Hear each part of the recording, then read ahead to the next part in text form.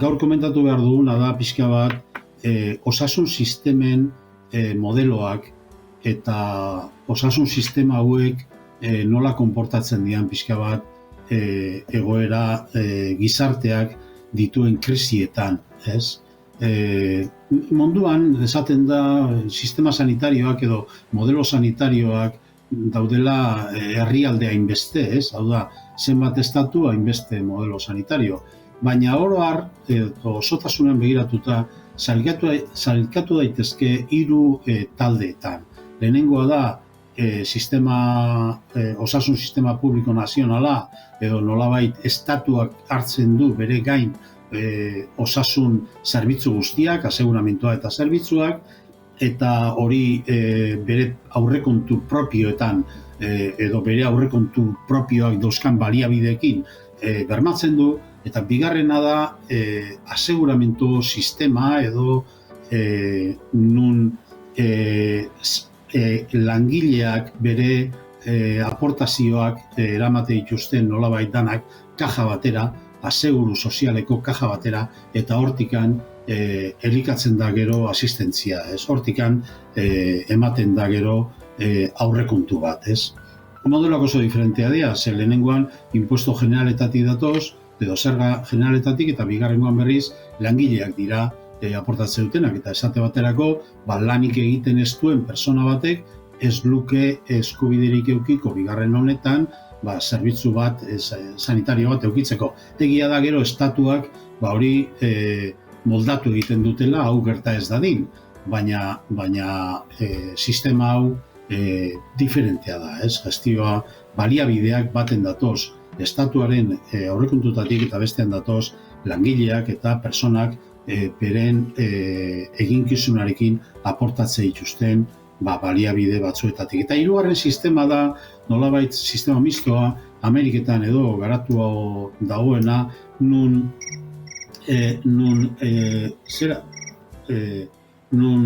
sistema horretan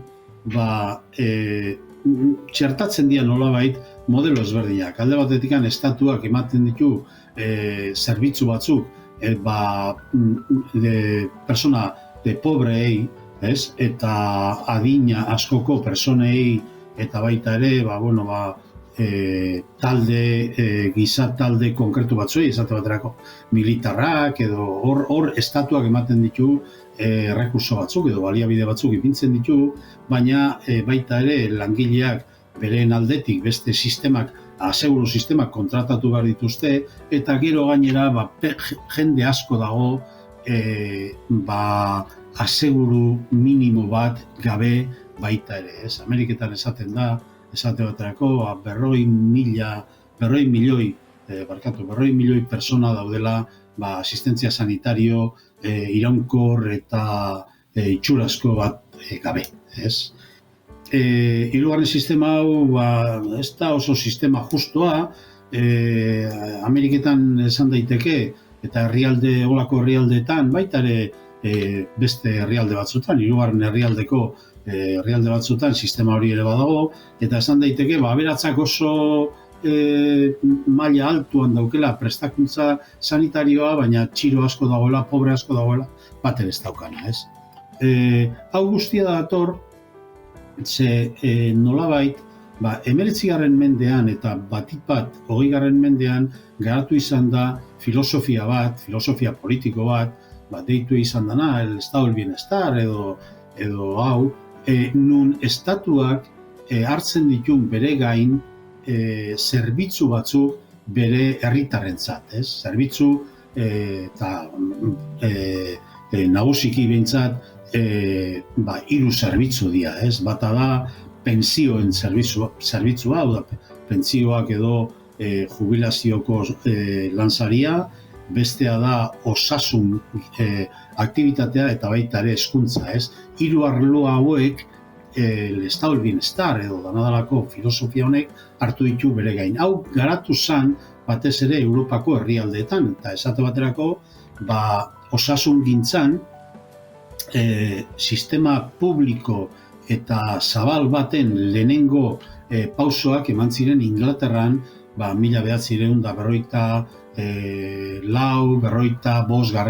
urtean, hau da, Bigarren Gerra Mundialaren inguruan, eta promozionatu zuen edo bultzatu zuen olako sistema sanitario zabal bat eraikitzea Beveridge dalako ministro batek.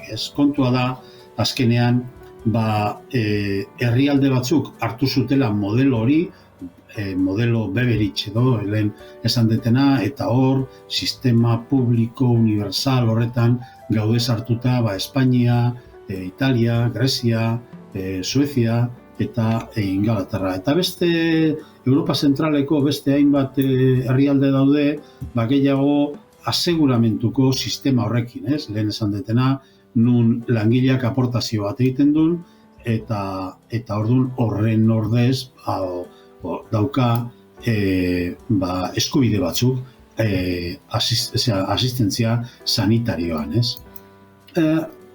Esan behar da, sistema guzti hauek bata zein bestea edo zein modelo nolabait tentsioa eta tensio handien hartzen dute gizartearen baliabideak gutxitzen direnean, hau da, krisisak daudenean. Eta hola izan da, esate baterako, 2009 urteko krisisari lotuta, batez ere sistema publiko hauek, Espainia, Inglaterra, Italia eta galera handia eta atzera pauso handiak eukizituzten, Eta danok seguru entzun dezutela, murrizketa asko egon zirela. Ondorio dira baitare gaur eguneko gabezia batzuk COVID-arekin batera azaldu dianak, Hau da, pandemiaren aurrean gabezi batzuk azaldu dira. Eta gabezi horiek badute zerikusirik baitare aurreko krisisean nolabait ez talako inbertitu nahiko edo alderantziz, Sistema publiko hauetan baita ere beste sistema pribatuetan edo aseguramentuko sistematan ere. Hor ere, nik uste COVID-ak atentzio puntu bat sortarazi digula, ez geunden mundua etzegoen preparatuta horrelako gertakizun baterako, pentsatu behar da, horrelako gauza bat munduan ez dela gertatu olako epidemia bat, 1918 urtetik ez da horrelako hori, 100 urte dira, 100 urte olako epidemiak egon dira, baina IESaren epidemiare hor egon da eta dago oraindik zabalduta neurri handi baten hilkortasun handiarekin, baina karakteristika ezberdinekin eta ekonomiari horren beste eragin gabe.